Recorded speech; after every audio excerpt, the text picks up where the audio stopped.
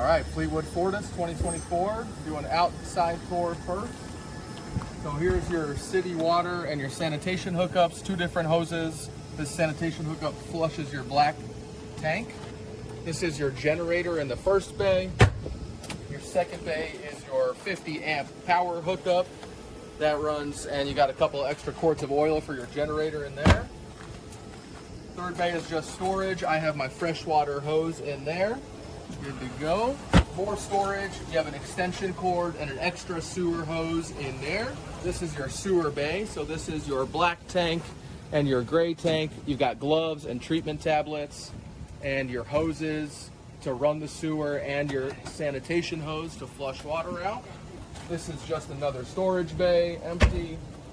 And this is your propane. It shows just under 3/4 full. It's closed. Liquid propane there. Go. This is your outdoor kitchen. Can't get it open all the way just because we're parked in here, but you got a grill and a griddle in there. You got a hose. You got an extra little mini fridge. There's the outdoor kitchen. Here's another storage bay. Watch your head. A bunch of stuff I'm leaving: extension cords, ropes, battery charger, surge protector, air pressure or tire pressure gauge, WD-40 tape, blankets. Should be good to go. Allen wrench set, pliers, and here a few camping chairs, and then your Blue Ox towing hookup. So down here, this goes into your hitch, and then this you'll be able to tow your vehicles with. Another storage bay, just some leveling blocks, and a couple soccer ball and a basketball for those who want it. And the last one, and maybe most important one, is the power hookup. So in here, this is your fuse boxes and your inverter. And then there is a master breaker in here. I'll just show real quick, which is on this gray box. On this little gray box underneath, there's a black button. And if you ever need, that's where you would throw the breakers. Forgot to show one sleeping area. So here, put the keys in and you drop this bed, and this is a 2-person sleeping area. It's perfect. There's a ladder under this couch that just hooks up right here, and there is a piece of fabric that hooks onto these, so it really gives you space from the living room. Effectively, this functions as a 3-bedroom house or RV. You have the back bedroom, the middle, and then this is a bedroom, but really even all those 4 separate sleeping areas, because this separates with the piece of fabric. I'll bring this back up, and I'm going to turn the engine on and bring the slide in, the kitchen side slide, just to show you how to do it. So once this goes back up all the way, it locks in place. You got to have your engine on and your parking brake on in order to do the slides. So engine comes on, brake is lit. You can see the odometer at 18,968, and our trip from Oregon has been right around 3,600 miles. Now, with that said, to bring the slides in, the first thing you got to do is make sure that the RV is level. So when you stop, you drop your levels or your jacks. Make sure that it's level. I'll show that real quick if you just hand me that. Thank you. So here is the leveling system. You turn that on. It'll show that it's currently level and the jacks are down. In order to do that, you put your parking brake on and you just hit auto level, and then it will do it by itself. If you need your leveling blocks underneath, if it can't extend far enough, you'll do that. And to retract them, you just hit that. You just hit hold, retract. It brings it all up and it'll say jacks up, and then you'll be ready to move. Now, to bring the slide in, let me hand this back to you. First thing you want to do is make sure nothing is in the way of your slide. So your slide is going to bring this whole couch and kitchen into the RV. So there's nothing in the way. We've cleared it. We've got everything closed so nothing falls out.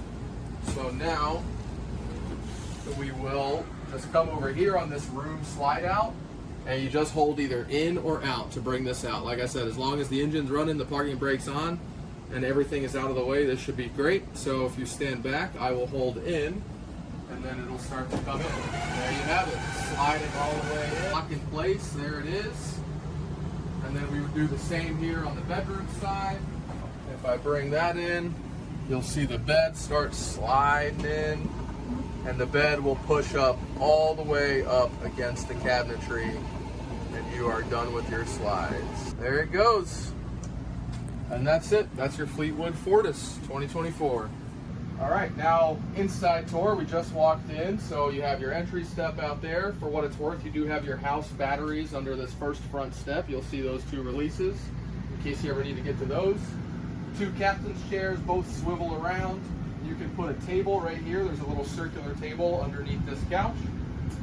In here, I've left you with some paperwork on what to do when you stop, what to do before you drive, and the RV kind of water tanks, what to do with the black and the gray and the fresh water.